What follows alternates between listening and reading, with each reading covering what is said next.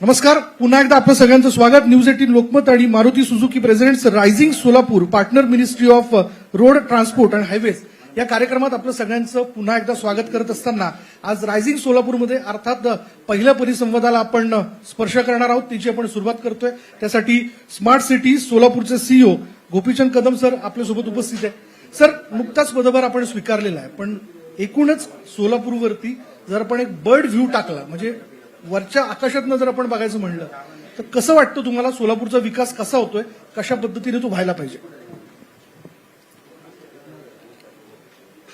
विशालजी, तसं सोलापूर, मी मूळचा नेटिव्ह पुणे जिल्ह्यातला राहणार आहे. माझा 2000 म्हणजे 98 ते 2000 प्रशिक्षण कालावधी सोलापूर जिल्ह्यामध्ये झाला. मी मंगळवेढ्याला तहसीलदार होतो, त्यानंतर पंढरपूरला प्रांत अधिकारी होतो, त्यामुळे सोलापूरचा परिचय माझा जुना आहे. मी 30 डिसेंबरला सोलापूरला स्मार्ट सिटी सीईओ म्हणून पदोन्नतीनं भारतीय प्रशासन सेवेत पदोन्नती झाल्यानंतर पदभार स्वीकारला. सोलापूर शहरासाठी ज्यावेळी स्मार्ट सिटी योजना केंद्र सरकारनं सुरू केली त्यावेळी पहिल्या 10 शहरांमध्ये पैकी 9व्या क्रमांकावरती सोलापूर सिटीचा समावेश त्यावेळी करण्यात आला आणि सोलापूर शहरामध्ये सर्व प्रकारच्या सुधारणा, म्हणजे त्यामध्ये इन्फ्रास्ट्रक्चर असेल, पायाभूत सुविधा असतील, इतर काही नागरिकांना सुसह्य जीवन जगण्यासाठी ज्या आवश्यक आणि मूलभूत सुविधा आहेत त्या सुविधा निर्माण करण्यासाठी या स्मार्ट सिटी योजनेच्या माध्यमातून भर देण्यात आला.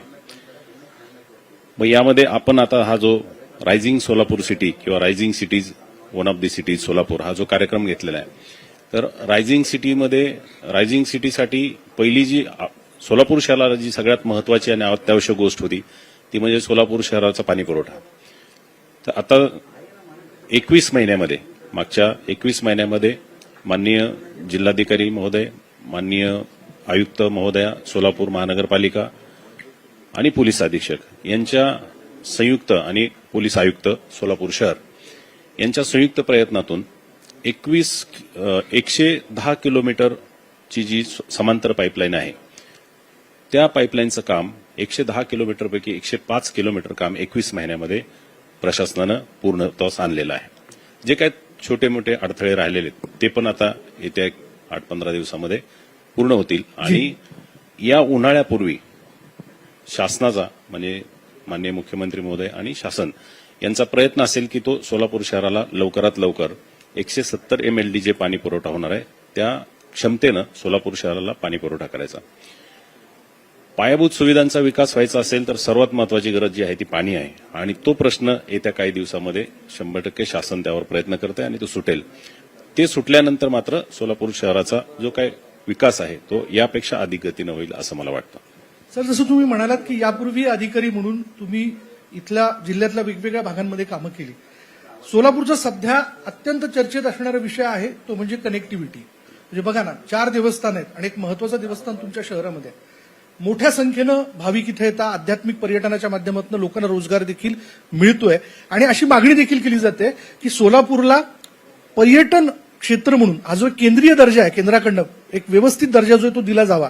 पण यामध्ये सगळ्यात मोठा अडसर असा आहे ते म्हणजे एअर कनेक्टिव्हिटी. तुमच्याकडे विमानतळ तयार आहे पण विमानाचं उड्डाण केव्हा होणार या विषयाला घेऊन मोठी चर्चा आहे. त्यावर काय उत्तर आहे आपलं?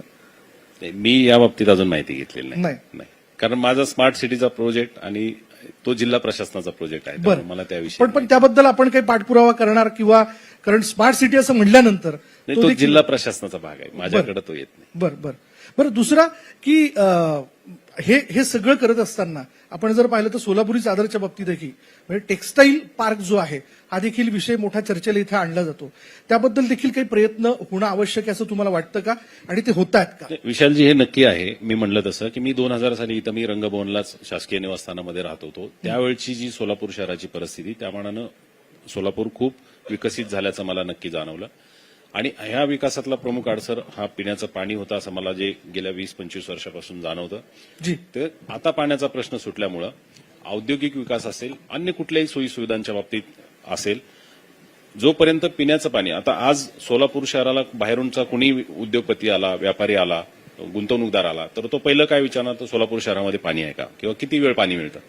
तर यामुळे हा जो सोलापूर शहराचा विकास थांबलेला होता, पाणी आलं की आपोआपच सगळी गुंतवणूक वाढेल आणि त्याचबरोबर आता पूर्ण इंडस्ट्रियल एरियाला यापूर्वी जे काही पाणी ज्या क्षमतेनं पाणी येत होतं ते पाणी अपुरं होतं. म्हणजे इंडस्ट्रियल एरिया असेल त्याला सुद्धा पाणी अपुरं होतं. आता पाणी आलं की त्याच्याबरोबर औद्योगिकरणाचा वेग वाढेल आणि तो वेग वाढला की सोलापूर सिटी निश्चितच आता जसं ऑल इंडियामध्ये 9व्या क्रमांकानं स्मार्ट सिटी योजनेत उत्तीर्ण झाली तसं महाराष्ट्रामध्ये ती अगदी दुसऱ्या तिसऱ्या क्रमांकावर कसं जाईल याच्यासाठी निश्चित जोपर्यंत मी स्मार्ट सिटीला आहे तोपर्यंत मी प्रयत्न करेन. आडाम मास्तर देखील समोर बसलेले आहेत. त्याच्यामुळे मास्तर सोलापूर बदलताना आपण बघितलेलं आहे. अनेक कामगार चळवळी किंवा मोर्चे जे काय असेल तुमच्या माध्यमातून जे करता येईल यासाठी तुम्ही सतत प्रयत्नशील होतात. पण एक सशक्त अशी MIDC जी आहे ती खरं तर सोलापूरला पुन्हा एकदा मिळणं आवश्यक आहे. या दृष्टीने शासन काही विचार करतंय का? त्याबद्दल काही काम होतंय का? नाही, औद्योगिक मी म्हणलं की आता मी चार्ज घेऊन 10 दिवस झाले आणि जिल्हा प्रशासनाचा माझा फारसा संबंध येत नाही. फक्त स्मार्ट सिटी आणि स्मार्ट सिटीतले सुद्धा सर्व प्रकल्प पूर्ण होत आलेले आहेत. जी. फक्त एक महत्वाची समांतर पाणी पुरवठा योजना जी आहे तेच प्रकल्पाचं काम सुरू आहे आणि त्याच फक्त प्रकल्पावर मी सध्या कॉन्सन्ट्रेट केलेलं आहे. ठीक आहे, त्याबद्दल मी पुढल्या परिसंवादात चर्चा करणारच आहे. पण चला, मी एक वेग प्रश्न तुम्हाला विचारतो. आढावा तर तुम्ही घेतला असेल, सोलापूर जिल्ह्याला तुम्ही अगदी जवळून ओळखून आहात कारण यापूर्वी तुम्ही काम केलंय. काय त्रयस्थ एक व्यक्ती म्हणून तुम्ही मत मांडा, मला असं वाटतं की काय होणं अधिक आवश्यक आहे इथे सोलापूरमध्ये? नाही, आपण म्हणलेला मुद्दा निश्चितच आहे की औद्योगिकरणाचा वेग वाढल्याशिवाय दरडोई उत्पन्नात भर पडणार नाही. जरी सोलापूर जिल्हा कृषीमध्ये अग्रेसर असला तरी बराचसा भाग हा DPAP आहे, म्हणजे ड्रॉटपून एरिया आहे, म्हणजे कमी पावसाचा भाग आहे. त्यामुळं कमी पावसातल्या भागातल्या लोकांना रोजगार मिळायचा असेल तर औद्योगिक विकास निश्चित आवश्यक आहे आणि तो गरजेचा आहे. तो त्यासाठी शासन स्तरावर लोकप्रतिनिधी त्यांच्या माध्यमातून प्रयत्न करत असतील. लवकरच ते प्रयत्न करून नवीन उद्योग आणायचा प्रयत्न करतील.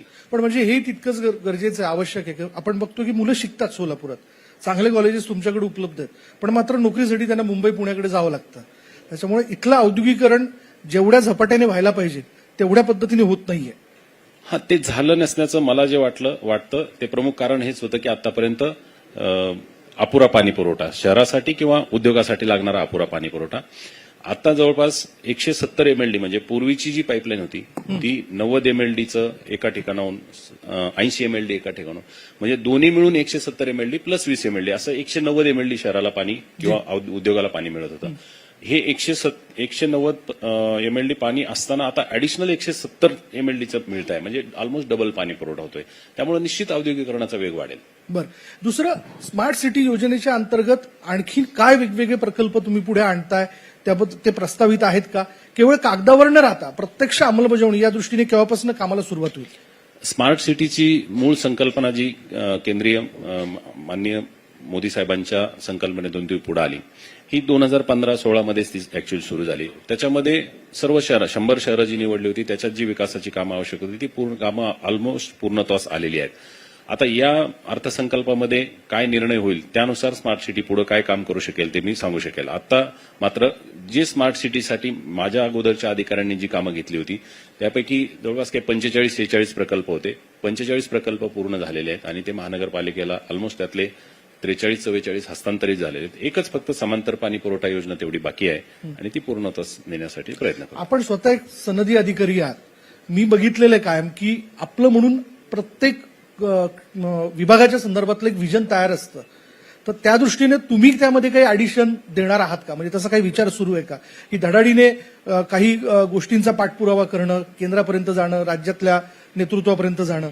नाही, म्हणून मी सांगितलं की हा प्रकल्प जो आहे हा प्रकल्प पूर्णत्वास आलेले सगळे प्रकल्प आहेत. स्मार्ट सिटीला पुढे मुदतवाढ मिळणार किंवा नाही याबाबत अजून शाश्वती नाही आणि ती 1 फेब्रुवारीच्या केंद्र सरकारच्या अर्थसंकल्पामध्ये त्याबाबत स्पष्टता येईल आणि त्यानंतरच मला पुढे काही निर्णय घेता येईल.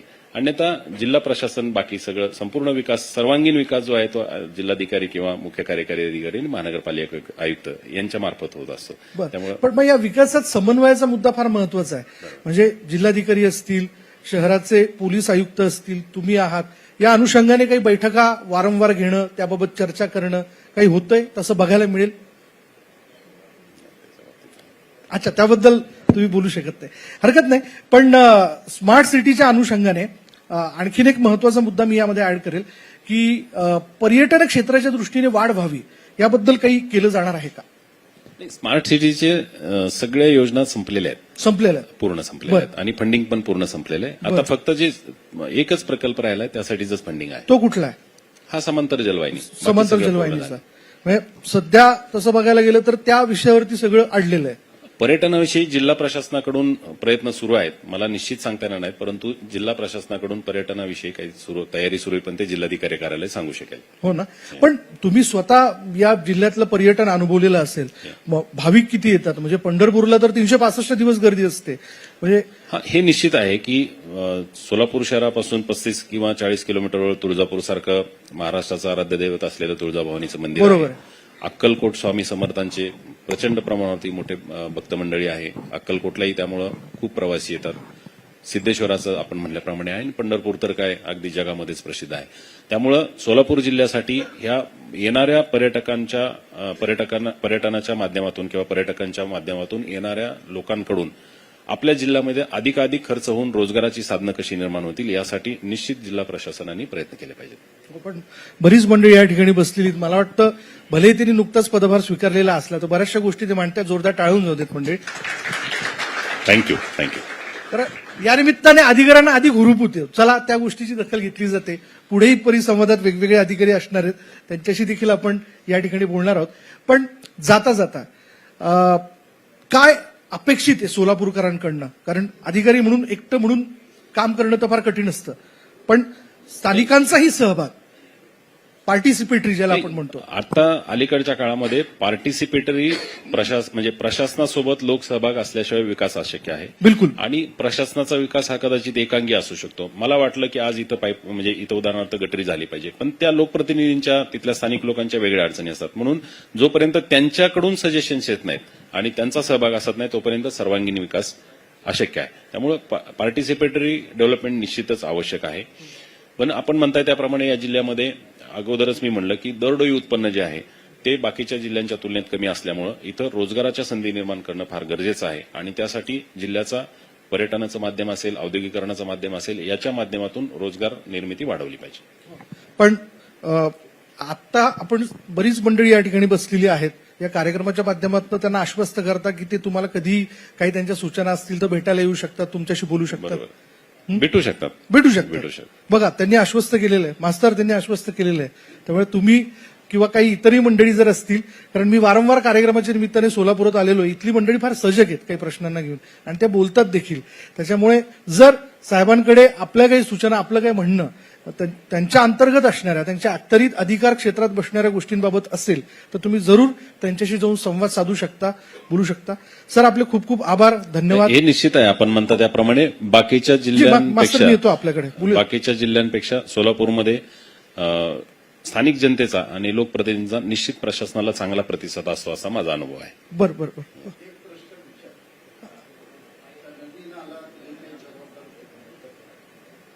थांबा मास्तर, माईक देतात आपल्यापर्यंत. हा प्लीज.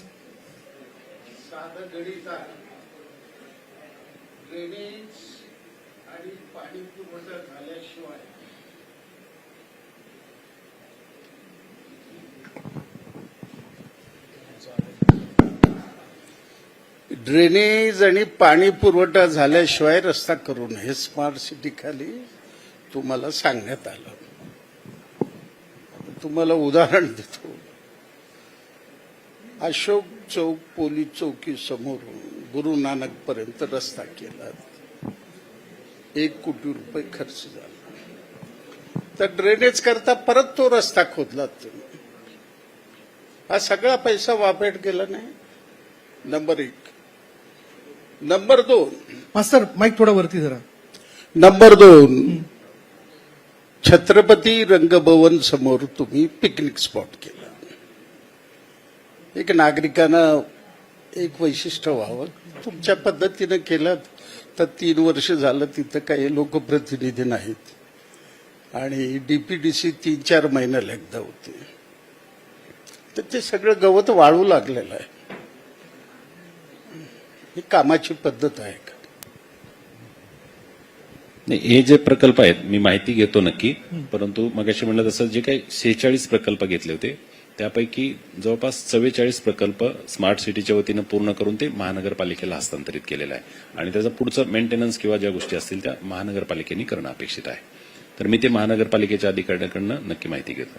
चला शेवट गोड व्हावा. मला असं वाटतं जसं तुम्ही म्हणालात की एकमेकाच्या संवादानेच हा विषय जो तो पूर्ण होऊ शकतो आणि रायझिंग सोलापूरमध्ये खरं तर त्याच विषयाला घेऊन आपण चर्चा करण्याचा आज प्रयत्न करणार आहोत. ही सुरुवात आहे. अजून पुढे बरेच मुद्दे जे आहेत ते कार्यक्रमात मांडले जातील.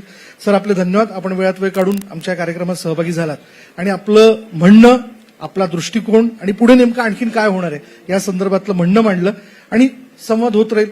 कारण संवादातनं वाद देखील होतात आणि वादातनंच मला असं वाटतं परिवर्तन घडतं जे सोलापूरच्या बाबतीत तुम्हा सगळ्यांच्या माध्यमातून होत राहील. धन्यवाद आमच्याशी आज संवाद साधल्याबद्दल. पण जाता जाता एक आठवण म्हणून आम्ही एक छोटासा मोमेंटो आपल्याला देणार आहोत. मी विनंती करेन. थँक्यू.